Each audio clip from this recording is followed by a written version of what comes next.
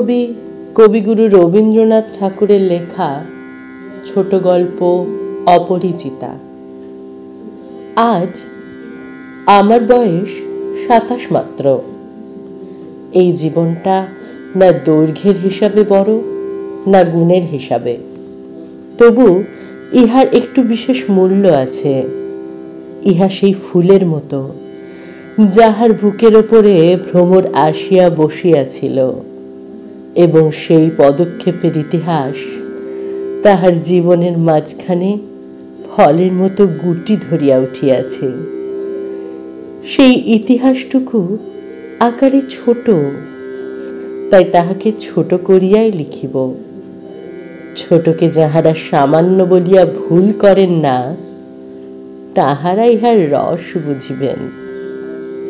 কলেজে যতগুলা পরীক্ষা পাশ করিবার সব আমি চুকাইয়াছি। ছেলেবেলায় আমার সুন্দর চেহারা লইয়া পণ্ডিত মশাই আমাকে শিমুল ফুল ও মাকাল ফলের সহিত তুলনা করিয়া বিদ্রূপ করিবার সুযোগ পাইয়াছিলেন। ইহাতে তখন বড় লজ্জা পাইতাম, কিন্তু বয়স হইয়া একথা ভাবিয়াছি, যদি জন্মান্তর থাকে তবে আমার মুখে সুরূপ এবং পণ্ডিত মহাশয়ের মুখে বিদ্রূপ আবার যেন এমনি করিয়াই প্রকাশ পায়। আমার পিতা এককালে গরিব ছিলেন। ওকালতি করিয়া তিনি প্রচুর টাকা রোজগার করিয়াছেন। ভোগ করিবার সময় নিমেষ মাত্র পান নাই। মৃত্যুতে তিনি যেন হাঁপ ছাড়িলেন। সেই তার প্রথম অবকাশ। আমার তখন বয়স অল্প। মার হাতেই আমি মানুষ। মা গরিব ঘরের মেয়ে, তাই আমরা যে ধনী এ কথা তিনিও ভোলেন না, আমাকেও ভুলিতে দেন না। শিশুকালে আমি কোলে কোলেই মানুষ বোধ করি, সেই জন্যই শেষ পর্যন্ত আমার পুরাপুরি বয়সই হইল না। আজও আমাকে দেখিলে মনে হবে আমি অন্নপূর্ণার কোলে গজাননের ছোট ভাইটি। আমার আসল অভিভাবক আমার মামা। তিনি আমার চেয়ে বড় জোর বছর ৬ বড়, কিন্তু ফল্গুর বালির মতো তিনি আমাদের সমস্ত সংসারটাকে নিজের অন্তরের মধ্যে শুষিয়া লইয়াছেন। তাহাকে না খুঁড়িয়া এখনকার এক গণ্ডূষ রস পাইবার জো নাই। এই কারণে কোনো কিছুর জন্যই আমাকে কোনো ভাবনা ভাবিতেই হয় না। কন্যার পিতা মাত্রেই স্বীকার করিবেন আমি সৎ পাত্র, তামাকটুকু পর্যন্ত খাই না।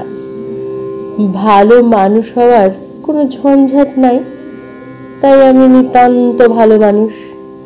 মাতার আদেশ মানিয়া চলিবার ক্ষমতা আমার আছে, বস্তুত না মানিবার ক্ষমতা আমার নাই। অন্তঃপুরের শাসনে চলিবার মতো করিয়াই আমি প্রস্তুত হইয়াছি। যদি কোনো কন্যা স্বয়ংবরা হন, তবে এই সুলক্ষণটি স্মরণে রাখিবেন। অনেক বড় ঘর হইতে আমার সম্বন্ধ আসিয়াছিল, কিন্তু মামা, যিনি পৃথিবীতে আমার ভাগ্য দেবতার প্রধান এজেন্ট, বিবাহ সম্বন্ধে তার একটা বিশেষ মত ছিল। ধনীর কন্যা তার পছন্দ নয়। আমাদের ঘরে যে মেয়ে আসিবে, সে মাথা হেট করিয়া আসিবে, এই তিনি চান।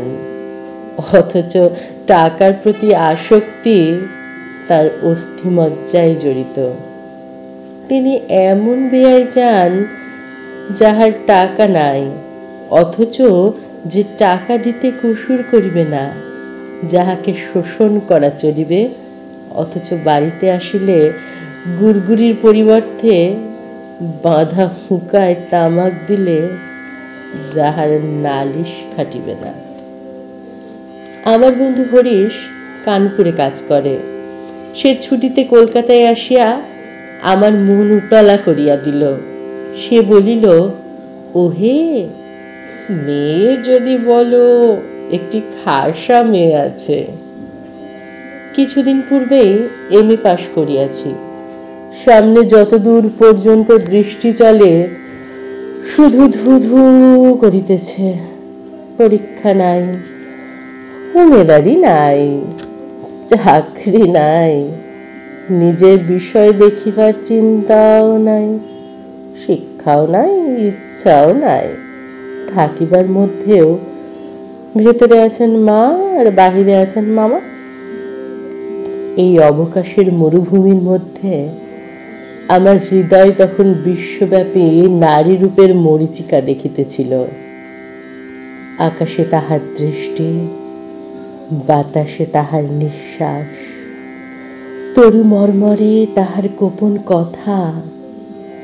এমন সময় হরিশ আসিয়া বলিল, মেয়ে যদি বলে তবে।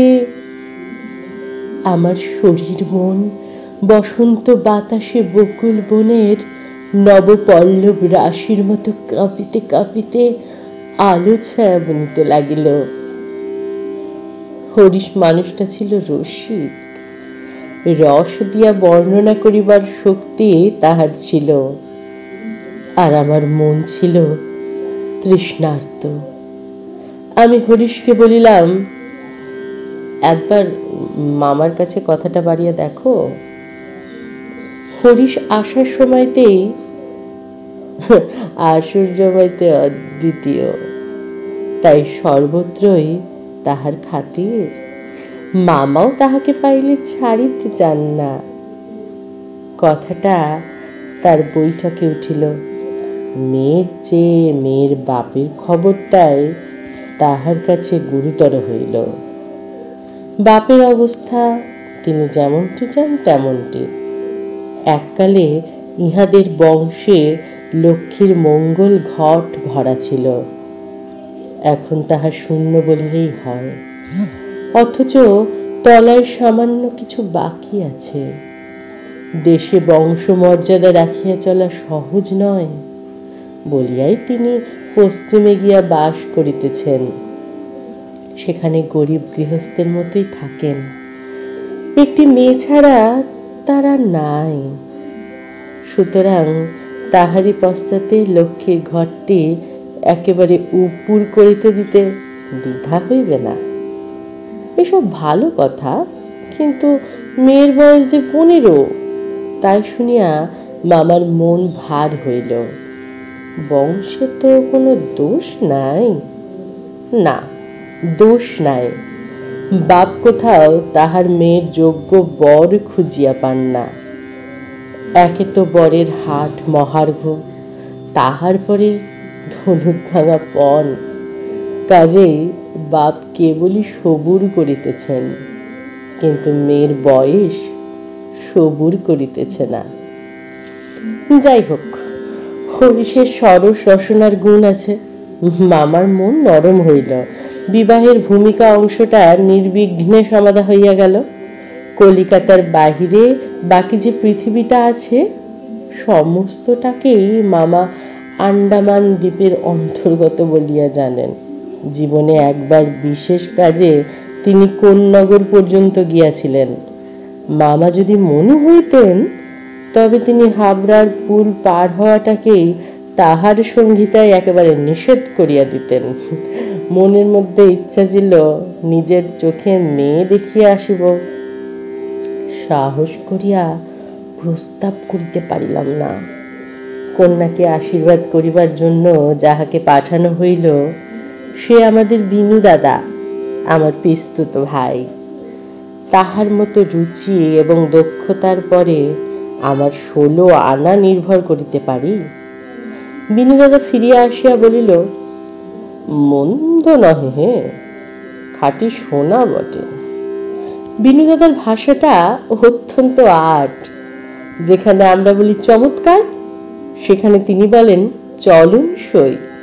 অতএব বুঝিলাম আমার ভাগ্যে প্রজাপতির সঙ্গে পঞ্চস্বরের কোনো বিরোধ নাই। বলা বাহুল্য, বিবাহ উপলক্ষে কন্যাপক্ষকেই কলিকাতায় আসিতে হইল। কন্যার পিতা শম্ভুনাথ বাবু হরিশকে কত বিশ্বাস করেন তাহার প্রমাণ এই যে, বিবাহের 3 দিন পূর্বে তিনি আমাকে প্রথম চক্ষে দেখেন এবং আশীর্বাদ করিয়া যান। বয়স তার 40-এর কিছু এপার ওপার, চুল কাঁচা, গোফে পাক ধরিতে আরম্ভ করিয়াছে মাত্র। সুপুরুষ বটে, ভিড়ের মধ্যে দেখিলে সকলের আগে তার উপরে চোখ পড়িবার মতো চেহারা। আশা করি আমাকে দেখিয়া তিনি খুশি হইয়াছিলেন। বোঝা শক্ত, কেননা তিনি বড়ই চুপচাপ। যে দুটি একটি কথা বলেন যেন তাহাতে পুরা জোর দিয়া বলেন না। মামার মুখ তখন অনর্গল ছুটিতেছিল। ধনে মানে আমাদের স্থান যে শহরে কারোর চেয়ে কম নয়, সেটাকে তিনি নানা প্রসঙ্গে প্রচার করিতেছিলেন। শম্ভুনাথ বাবু এ কথায় একেবারে যোগই দিলেন না। কোনো ফাঁকে একটা হুঁ বা হাঁ কিছুই শোনা গেল না। আমি হইলে দমিয়া যাইতাম, কিন্তু মামাকে দমানো শক্ত। তিনি শম্ভুনাথ বাবুর চুপচাপ ভাব দেখিয়া ভাবিলেন লোকটা নিতান্ত নির্জীব, একেবারে কোনো তেজ নাই। বিআই সম্প্রদায়ের আর যাই হোক, তেজ থাকাটা দোষের। অতএব মামা মনে মনে খুশি হইলেন। শম্ভুনাথ বাবু যখন উঠিতে লাগিলেন, তখন মামা সংক্ষেপের ওপর তাহাকে বিদায় করিলেন, গাড়িতে তুলিয়া দিতে গেলেন না। পণ সম্বন্ধে দুপক্ষে পাকাপাকি কথা ঠিক হইয়া গিয়াছিল। মামা নিজেকে অসামান্য চতুর বলিয়াই অভিমান করিয়া থাকেন। কথাবার্তায় কোথাও তিনি ফাঁক রাখেন নাই। টাকার অঙ্ক তো স্থির ছিলই, তারপরে গয়না কত ভরির এবং সোনা কত দরের হইবে সেও একেবারে বাঁধাবাঁধি হইয়া গিয়াছিল। আমি নিজে এ সমস্ত কথার মধ্যে ছিলাম না, জানিতাম না দেনা পাওনা কি স্থির হইল। মনে জানিতাম এই স্থূল অংশটাও বিবাহের একটা প্রধান অংশ, এবং সে অংশের ভার যার উপরে তিনি এক করাও ঠকিবেন না। বস্তুত আশ্চর্য, পাকা লোক বলিয়া মামা আমাদের সমস্ত সংসারের প্রধান গর্বের সামগ্রী। যেখানে আমাদের কোনো সম্বন্ধ আছে, সেখানে তিনি সর্বত্রই তার বুদ্ধির লড়াইয়ে জিতিয়া যান। এই একেবারে ধরা কথা। এই জন্য আমাদের অভাব না থাকিলেও এবং অন্য পক্ষের অভাব কঠিন হইলেও জিতিব। আমাদের সংসারের এই জেদ, ইহাতে যে বাঁচুক আর যে মরুক। গায়ে হলুদ অসম্ভব রকম ধুম করিয়া গেল। বাহক এত গেল যে তাহার আদমশুমারি করিতে হইলে কেরানি রাখিতে হয়। তাহাদিগকে বিদায় করিতে করিতে অপর পক্ষকে যে নাকাল হইতে হইবে, সে কথা স্মরণ করিয়া মামার সঙ্গে মা একযোগে বিস্তর হাসিলেন। ব্যান্ড, বাঁশি, শখের কনসার্ট প্রভৃতি যেখানে যত প্রকার উচ্চ শব্দ আছে, সমস্ত একসঙ্গে মেশাইয়া বর্বর কোলাহলের মত্ত হস্তি দ্বারা সঙ্গীত সরস্বতীর পদ্মবন দলিত বিদলিত করিয়া আমি তো বিবাহ বাড়িতে গিয়া উঠিলাম। আংটিতে, হাড়িতে, জড়ি জহরাতে আমার শরীর যেন গয়নার দোকান নিলামে চড়িয়া ফেলিয়াছে। তাহাদের ভাবি জামাইয়ের মূল্য কত, সেটা যেন কতক পরিমাণে সর্বাঙ্গে স্পষ্ট করিয়া লিখিয়া ভাবি শ্বশুরের মোকাবেলা করিতে চলিয়াছিলাম। মামা বিবাহ বাড়িতে ঢুকিয়া খুশি হইলেন না। একে তো উঠানটাতে বরযাত্রীদের জায়গা সংকুলন হওয়া শক্ত, তাহার পরে সমস্ত আয়োজন নিতান্ত মধ্যম রকমের। ইহার পরে শম্ভুনাথ বাবুর ব্যবহারটাও নেহাত ঠান্ডা। তার বিনয়টা অজস্র নয়, মুখে তো কথাই নাই।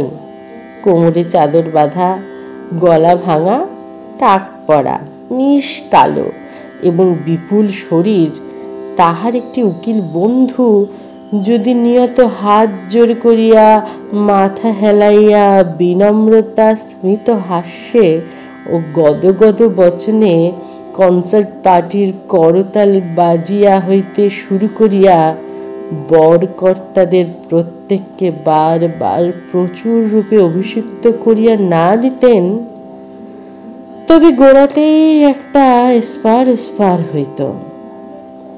আমি সভায় বসিবার কিছুক্ষণ পরেই মামা শম্ভুবাবুকে পাশের ঘরে ডাকিয়া লইয়া গেলেন। কি কথা হইল জানি না। কিছুক্ষণ পরে শম্ভুবাবু আমাকে আসিয়া বলিলেন, বাবাজি, একবার এই দিকে আসিতে হচ্ছে। ব্যাপারখানা এই, সকলের না হোক, কিন্তু কোনো কোনো মানুষের জীবনের একটা কিছু লক্ষ্য থাকে। মামার একমাত্র লক্ষ্য ছিল তিনি কোনো মতেই কাহারো কাছে ঠকিবেন না। তার ভয় তার বেয়াই তাকে গয়নায় ফাঁকি দিতে পারে। বিবাহ কার্য শেষ হইয়া গেলে সে ফাঁকির আর প্রতিকার চলিবে না।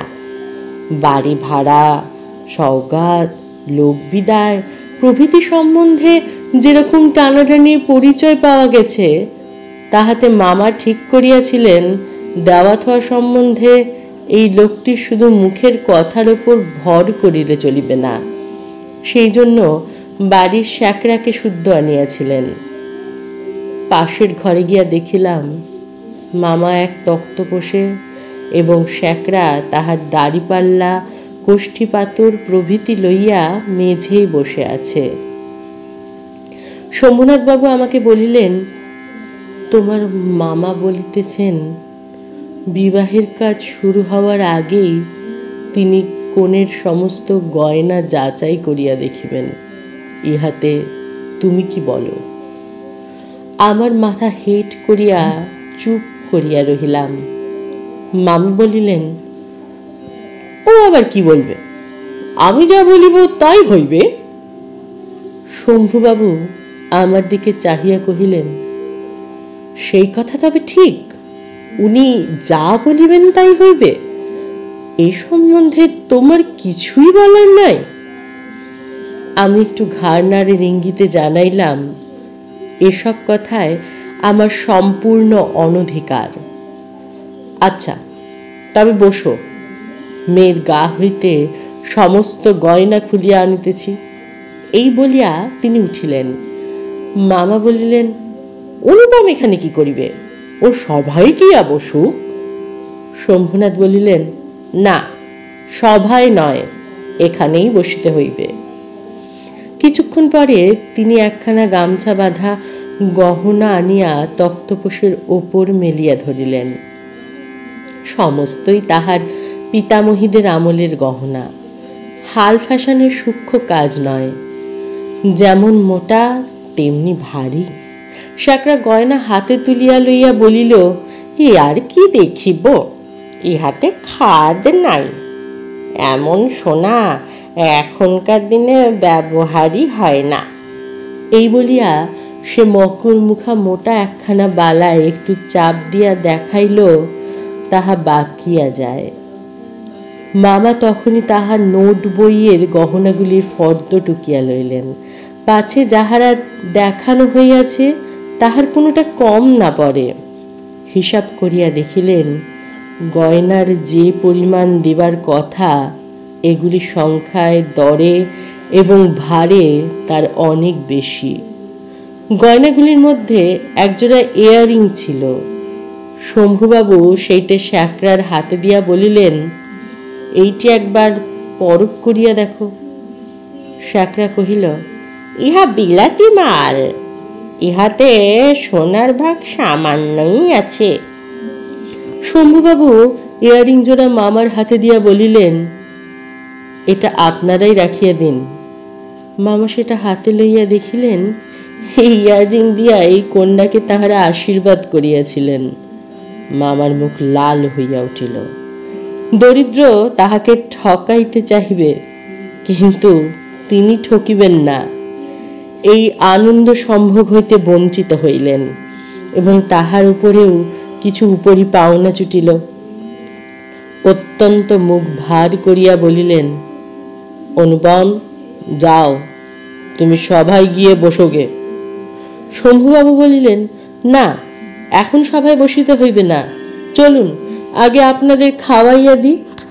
মামা বলিলেন, সে কি কথা, লগ্ন? শম্ভুবাবু বলিলেন, সেজন্য কিছু ভাবিবেন না, এখন উঠুন। লোকটি নেহাত ভালো মানুষ ধরনের, কিন্তু ভেতরে বেশ একটু জোর আছে বলিয়াই বোধ হইল। মামাকে উঠিতে হইল। বরযাত্রীদেরও আহার হইয়া গেল। আয়োজনের আড়ম্বর ছিল না, কিন্তু রান্না ভালো এবং সমস্ত বেশ পরিষ্কার পরিচ্ছন্ন বলিয়া সকলেই তৃপ্ত হইল। বরযাত্রীদের খাওয়া শেষ হইলে শম্ভুবাবু আমাকে খাইতে বলিলেন। মামা বলিলেন, সে কি কথা, বিবাহের পূর্বে বর খাইবে কেমন করিয়া?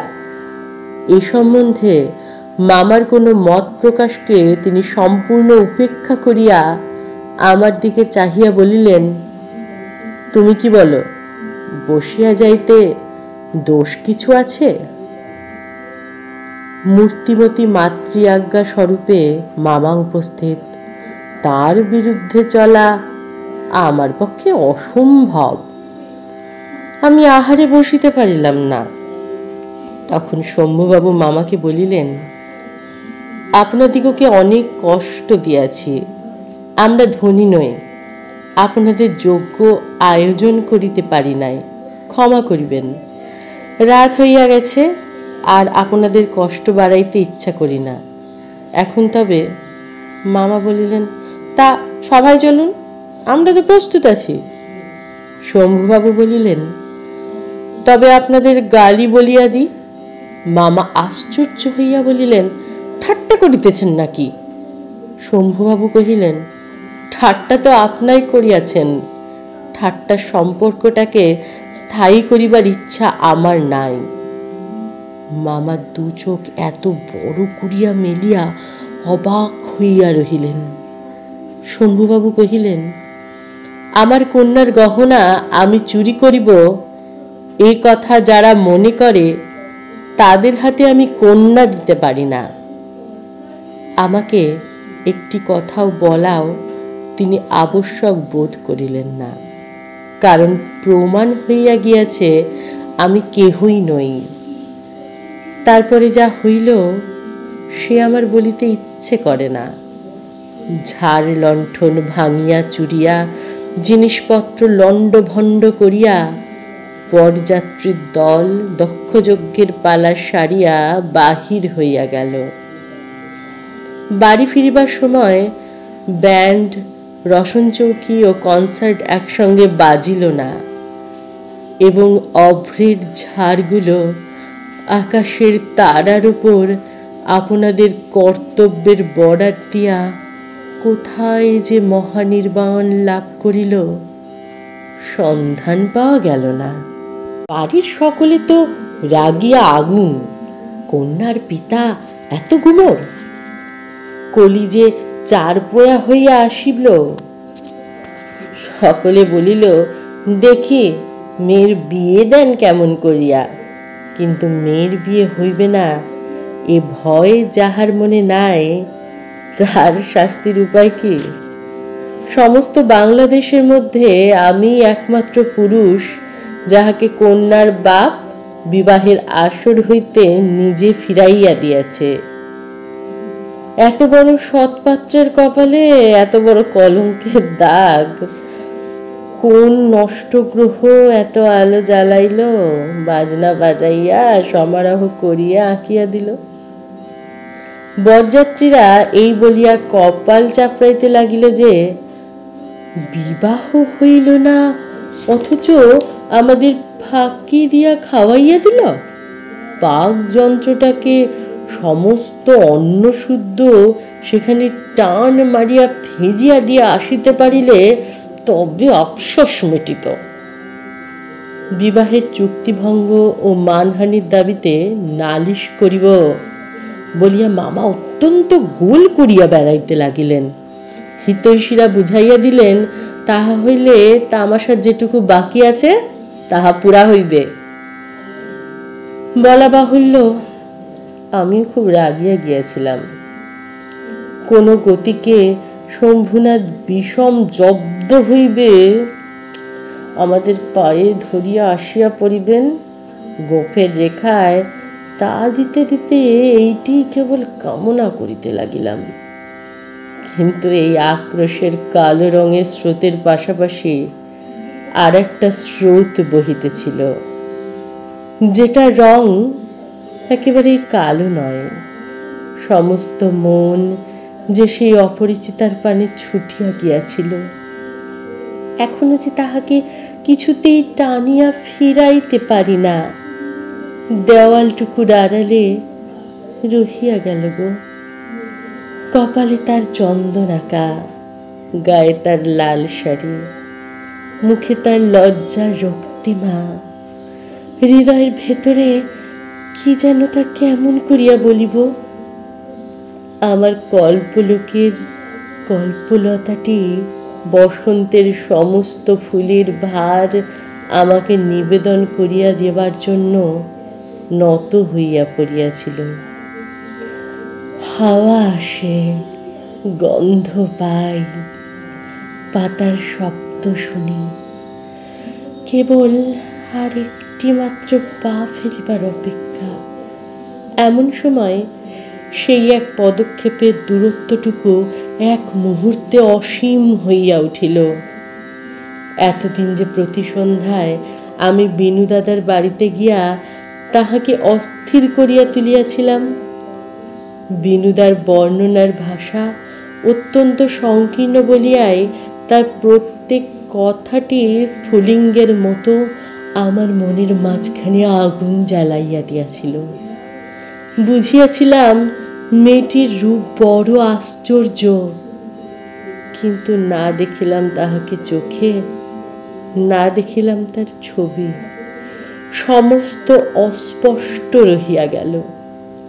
বাহিরে তো সে ধরা দিলই না, তাহাকে মনেও আনিতে পারিলাম না।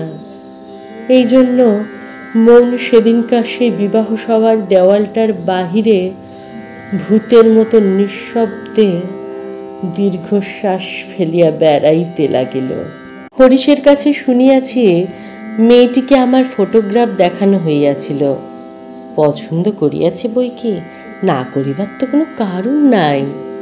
আমার মন বলে সে ছবি তার কোনো একটি বাক্সের মধ্যে লুকানো আছে।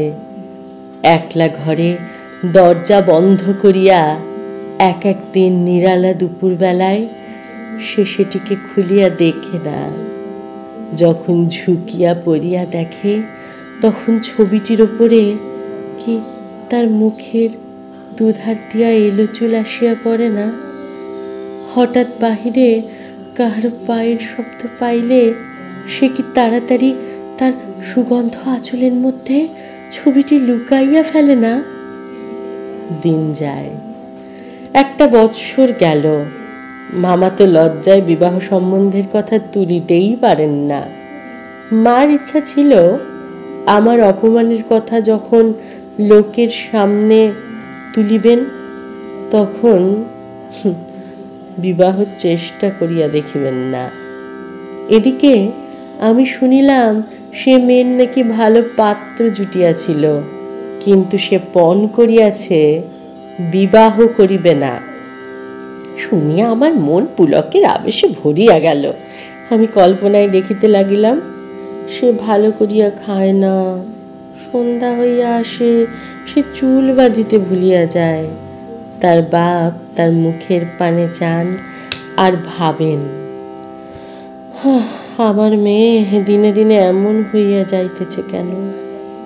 হঠাৎ কোনো দিন তার ঘরে আসিয়া দেখেন মেয়ের দু চক্ষু জলে জল মুছিয়া আছে।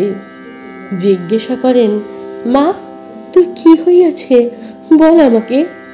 মেয়ে তাড়াতাড়ি চোখের জল মুছিয়া বলে, কই কিছুই তো হয়নি বাবা। বাপের এক মেয়ে যে, বড় আদুরির মেয়ে। তখন অনাবৃষ্টির দিনে ফুলের কুঁড়ির মতো মেয়েটি একেবারে বিমর্ষ হইয়া পড়িয়াছে। তখন বাপের প্রাণে আর সহিল না। তখন অভিমান ভাসাইয়া দিয়া তিনি ছুটিয়া আসিলেন আমাদের ঘরে।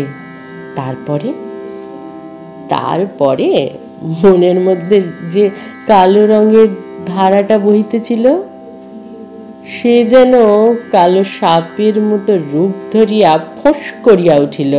সে বলিল, বেশ তো, আর একবার বিবাহের আসর সাজানো হোক, আলো জ্বলুক, দেশ বিদেশের লোকেদের নেমন্তন্ন করা হোক, তারপর তুমি বরের টোপর পায়ে দলিয়া দল বল লইয়া সভা ছাড়িয়া চলিয়া এসো।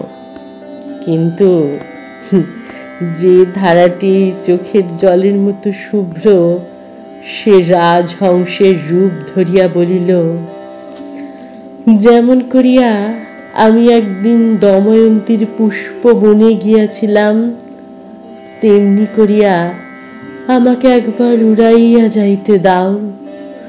আমি বিরহিণীর কানে কানে একবার সুখের খবরটা দিয়া আসি গো।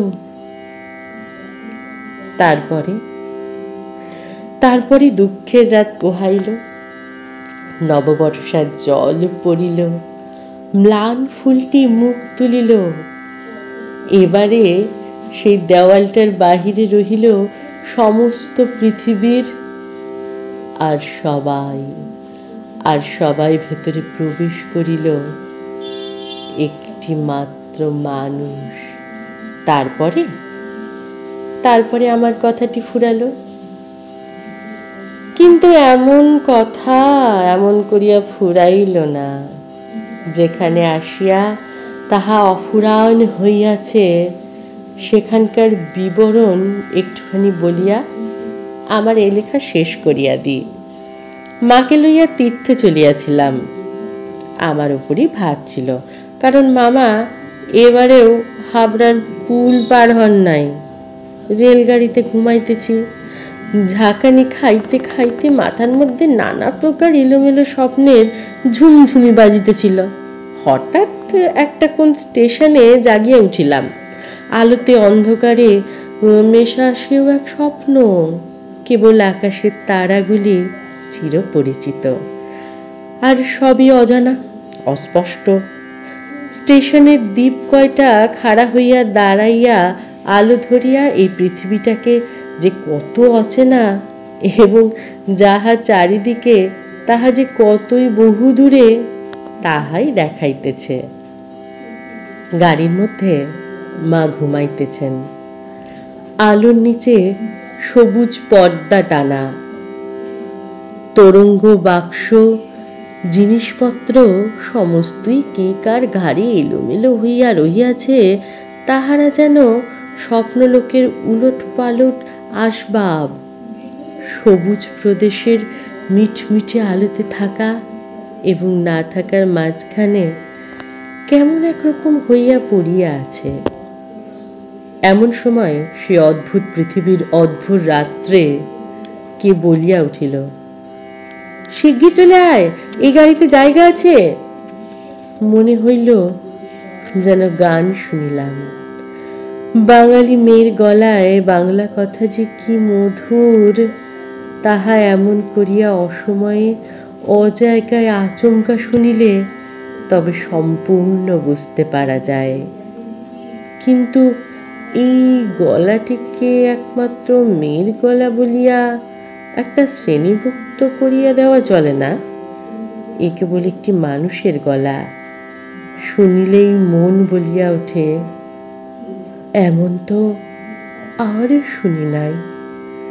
চিরকাল গলার স্বর আমার কাছে বড় সত্য।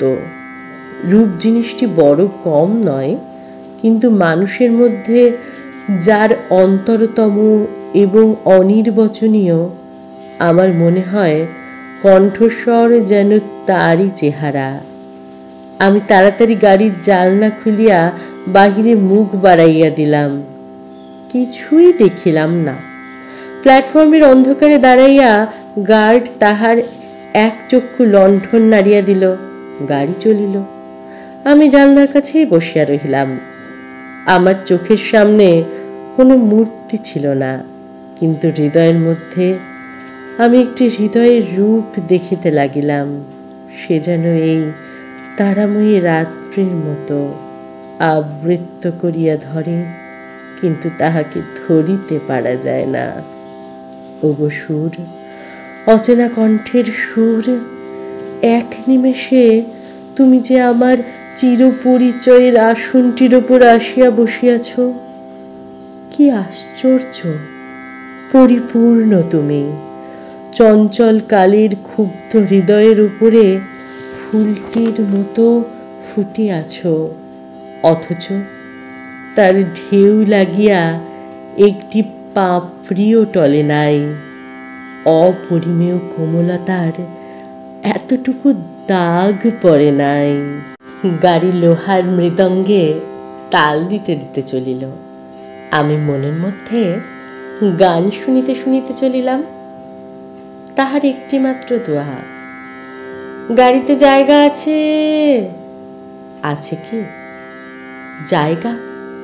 আছে কি জায়গা? যে পাওয়া যায় না, কেউ যে কাউকেও চেনে না, অথচ সেই না চেনাটুকু যে কুয়াশা মাত্র, সে যে মায়া। সেটা ছিন্ন হইলেই যে চেনার আর অন্ত নাই। ওগো সুধাময় সুর, যে হৃদয়ের অপরূপ রূপ তুমি, সে কি আমার চিরকালে চেনা নয়? জায়গা আছে, আছে, শীঘ্র আসিতে ডাকিয়াছে। শীঘ্রই আসিয়াছি, এক নিমেষও দেরি করি নাই। রাত্রে ভালো করিয়া ঘুম হইল না। প্রায় প্রতি স্টেশনে একবার করিয়া মুখ বাড়াইয়া দেখিলাম। ভয় হইতে লাগিল, যাহাকে দেখা হইল না সে পাছে রাত্রে নামিয়া যায়। পরদিন সকালে একটা বড় স্টেশনে গাড়ি বদল করিতে হইবে। আমাদের ফার্স্ট ক্লাসের টিকিট। মনে আশা ছিল ভিড় হইবে না। নামিয়া দেখি প্ল্যাটফর্মে সাহেবদের আর্দালিদের দল আসবাবপত্র লইয়া গাড়ির জন্য অপেক্ষা করিতেছে।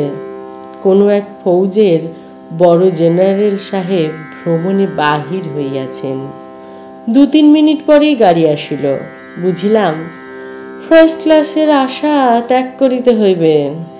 মাকে লইয়া কোন গাড়িতে উঠি, সে এক বিষম ভাবনায় পড়িলাম। সব গাড়িতেই ভিড়।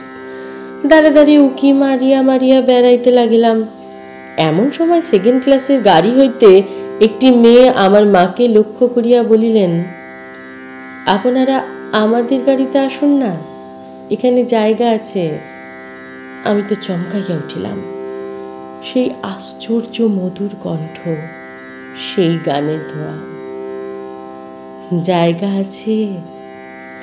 ক্ষণমাত্র বিলম্ব না করিয়া মাকে লইয়া গাড়িতে উঠিয়া পড়িলাম।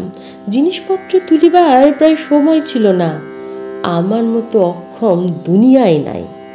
সেই মেয়েটিকে কুলিদের হাত হইতে তাড়াতাড়ি চলতি গাড়িতে আমাদের বিছানাপত্র টানিয়া লইতে হইল। আমার একটা ফটোগ্রাফ তুলিবার ক্যামেরা স্টেশনে পড়িয়া রহিয়া গেল। রাজ্যই করিলাম না। তারপরে কি লিখিব জানি না। আমার মনের মধ্যে একটা অখণ্ড আনন্দের ছবি আছে। তাহাকে কোথায় শুরু করিব, কোথায় শেষ করিব, বসিয়া বসিয়া বাক্যের পর বাক্য যোজনা করিতে ইচ্ছা করে না। এবার সেই সুরটিকে চোখে দেখিলাম।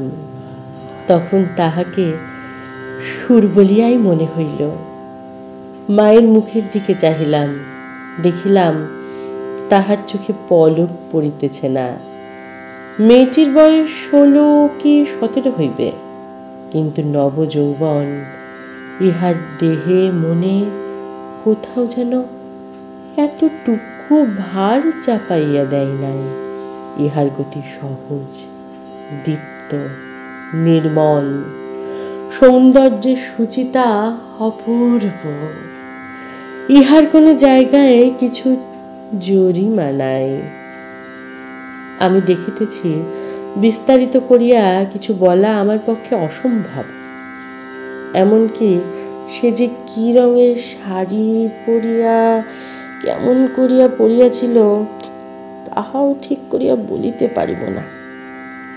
এটা খুব সত্য যে তার বেশে ভূষায় এমন কিছুই ছিল না যেটা তাহাকে ছাড়াইয়া বিশেষ করিয়া চোখে পড়িতে পারে।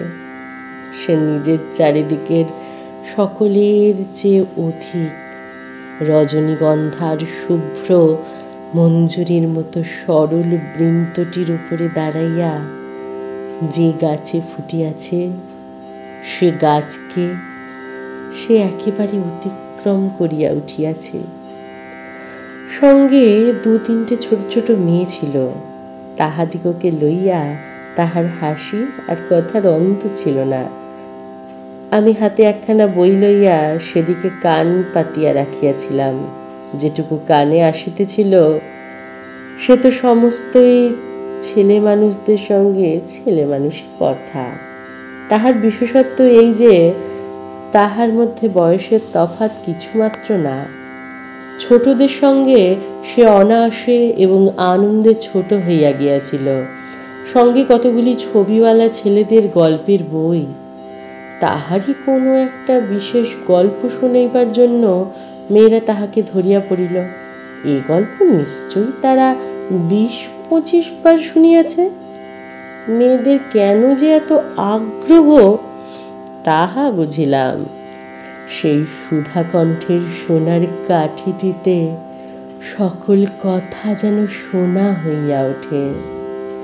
মেয়েটির সমস্ত শরীর মন যে একেবারে প্রাণে ভরা, তার সমস্ত চলায় বলায় স্পর্শে প্রাণ ঠিকরাইয়া ওঠে। তাই মেয়েরা তখন তার মুখে গল্প শোনে, গল্প নয় তাকেই শোনে। তাহাদের হৃদয়ের উপর প্রাণের ঝর্ণা ঝরিয়া পড়ে।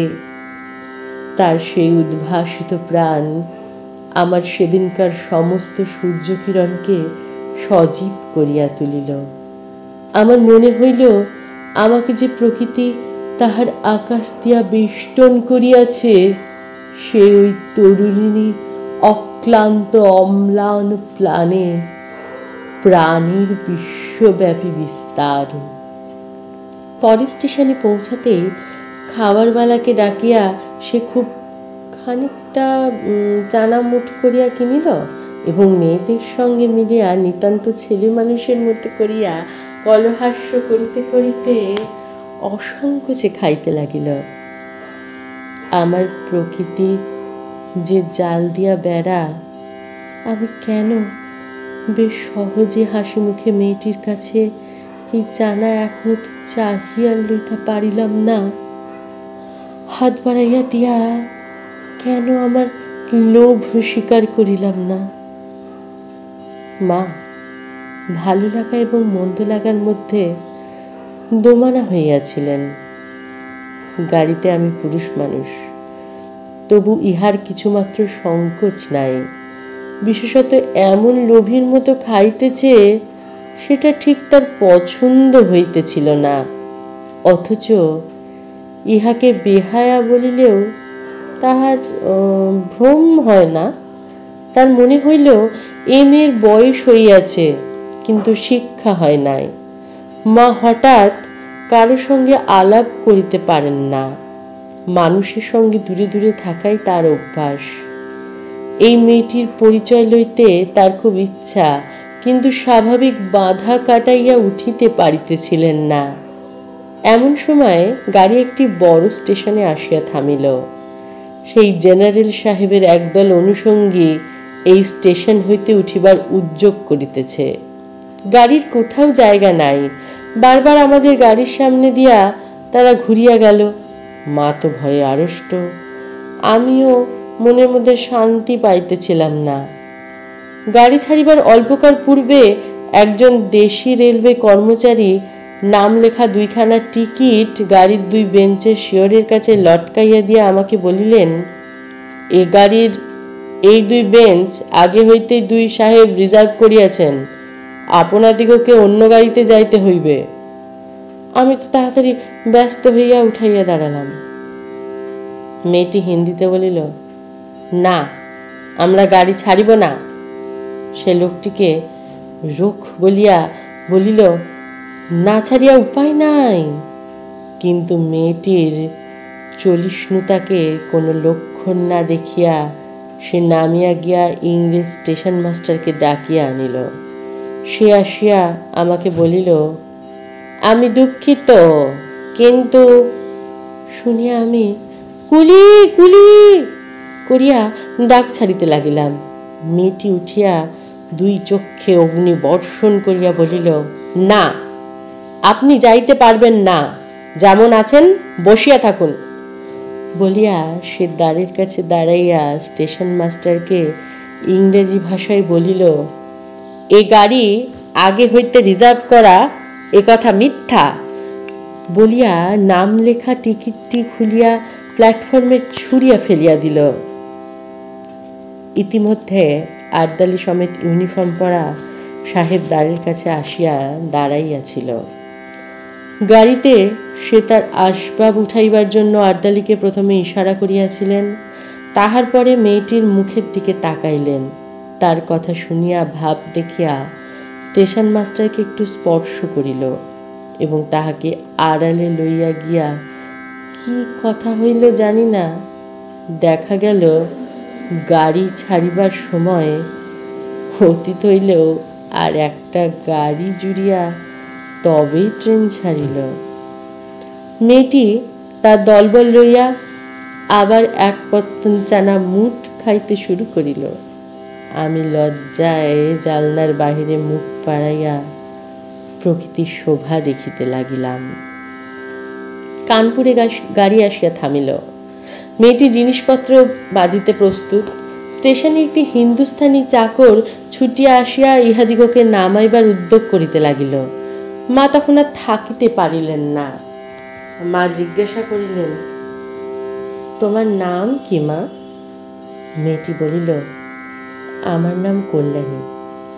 শুনিয়া মা এবং আমি দুজনেই চমকাইয়া উঠিলাম। তোমার বাবা? তিনি এখানকার ডাক্তার, তাহার নাম শম্ভুনাথ সেন। তারপরে সবাই নামিয়া গেল। উপসংহার। মামার নিষেধ অমান্য করিয়া মাতৃআজ্ঞা ঠেলিয়া তারপরে আমি কানপুরে আসিয়াছি। কল্যাণীর বাপ এবং কল্যাণীর সঙ্গে দেখা হইয়াছে। হাত জোর করিয়াছি, মাথা হেঁট করিয়াছি। শম্ভুনাথ বাবুর হৃদয় গলিয়াছে, কিন্তু কল্যাণী বলে, আমি বিবাহ করিব না। আমি জিজ্ঞাসা করিলাম, কেন? সে বলিল, মাতৃআজ্ঞা। কি সর্বনাশ! এই পক্ষেও মাতুল আছে নাকি? তারপরে বুঝিলাম মাতৃভূমি আছে। সেই বিবাহ ভাঙার পর হইতে কল্যাণী মেয়েদের শিক্ষায় ব্রত গ্রহণ করিয়াছে, কিন্তু আমি আশা ছাড়িতে পারিলাম না। সেই সুরটি যে আমার হৃদয়ের মধ্যে আজও বাজিতেছে, সে যেন কোন ওপারের বাঁশি আমার সংসারের বাহির হইতে আসিল, সমস্ত সংসারের বাহিরে ডাক দিল। আর সেই যে রাত্রির অন্ধকারের মধ্যে আমার কানে আসিয়াছিল, জায়গা আছে, সে যে আমার চিরজীবনের গানের ধোঁয়া হইয়া রহিল। তখন আমার বয়স ছিল 23, এখন হচ্ছে 27। এখনো আশা ছাড়ি নাই, কিন্তু মাতুলকে ছাড়িয়াছি। নিতান্ত এক ছেলে বলিয়া মাকে ছাড়িতে পারি নাই। তোমরা মনে করিতেছ আমি বিবাহের আশা করি? না, কোনো কালেই না। আমার মনে আছে কেবল সেই এক রাত্রির অজানা কণ্ঠের সুমধুর সুরের আওয়াজ। জায়গা আছে, নিশ্চয়ই আছে, নইলে দাঁড়াবো কোথায়? তাই বৎসরের পর বৎসর যায়, আমি এইখানেই আছি। দেখা হয়, সেই কণ্ঠ শুনি, যখন সুবিধা পাই কিছু তার কাজ করিয়া দিই। আর মন বলে, এই তো জায়গা পাইয়াছি। ও গো অপরিচিতা, তোমার পরিচয়ের শেষ হইল না। শেষ হইবে না। কিন্তু আমার ভাগ্য ভালো, এই তো আমি জায়গা পাইয়াছি। 1321 বঙ্গাব্দের কার্তিক মাসে গল্পটি কবিগুরু রচনা করেন।